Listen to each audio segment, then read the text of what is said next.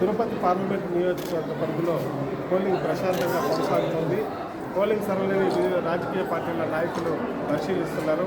కొంత పోలింగ్ కేంద్రాల వద్ద పోలింగ్ జరగడంలో కొంత ఆలస్యం అవుతుందని గమనించిన అభ్యర్థులు కూడా అధికారులకు వేగవంతంగా ఓటర్లకు ఇబ్బంది లేకుండా చూడాలని సూచిస్తున్నారు. ఈ నేపథ్యంలో మనతో పాటు తిరుపతి లోక్సభ లిబరేషన్ కాంగ్రెస్ పార్టీ అభ్యర్థి విజయ్ కుమార్ గారు మనతో ఉన్నారు. ఆయన ఇప్పటికే అన్ని పోలింగ్ కేంద్రాలు పరిశీలిస్తున్నారు. అడిగి తెలుసుకుందాం. సార్, తిరుపతిలో పోలింగ్ కేంద్రాల ఏర్పాటు కానీ అక్కడ సిబ్బంది కానీ అన్నీ కూడా చాలా చక్కగా చేశారు.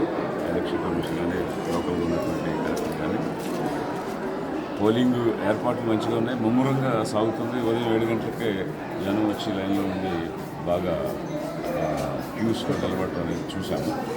కొన్ని చోట్ల చిన్న టెన్షన్స్ అనేటువంటివి చూస్తూ ఉన్నాము. బట్ టౌన్లో అయితే ఓవరాల్గా పీస్ఫుల్గా ఉంది. మరి ఈ ఎన్నికల ఏర్పాట్లు అయితే మంచిగా ఉన్నాయి, కానీ డబ్బు నియంత్రించడం అన్న విషయంలో మాత్రం ఏ రకంగానూ ఎఫెక్టివ్గా జరిగిన పరిస్థితి కనిపిస్తుంది లేదు. గ్రామాల్లో యథేచ్ఛగా డబ్బు పంపిణీ అనేటువంటి జరిగిపోయింది. మరి ఇన్ని ఫ్లయింగ్ స్క్వాడ్స్ ఉన్నాయి, స్పెషల్ స్క్వాడ్స్ ఉన్నాయి, ఎన్నో రకాలుగా కమిషన్ నుంచి ఆదేశాలు వచ్చాయి. బట్ డబ్బులు నియంత్రించడంలో పూర్తిగా విఫలమైందనేటువంటిది ఎన్నికల సంఘం పూర్తిగా విఫలమైందనేటువంటిదే మనం చెప్పాల్సి వస్తుంది. ఎందువల్లంటే ప్రతి ఊర్లోనూ ప్రతి వార్డులోనూ యథేచ్ఛగా విచ్చలవిడిగా డబ్బు పంపిణీ అనేటువంటిది జరిగింది ఆంధ్ర రాష్ట్రంలో.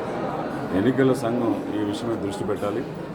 మామూలు సాధారణ ప్రయాణికులకి ఇబ్బందులు కలిగిస్తూ అనేక మార్లు తనిఖీలు చేస్తూ ఆపారు తప్ప రాజకీయ పార్టీలు పంచే డబ్బును మాత్రం ఎక్కడ ఆపినటువంటి సంఘటనలు కనిపించడం లేదు.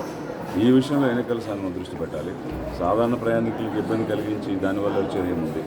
వాస్తవంగా ఆపాల్సింది ఓటుకి పంచే డబ్బుని, అది ఆపలేకపోయింది ఎన్నికల సంఘం. సార్, ఇప్పుడు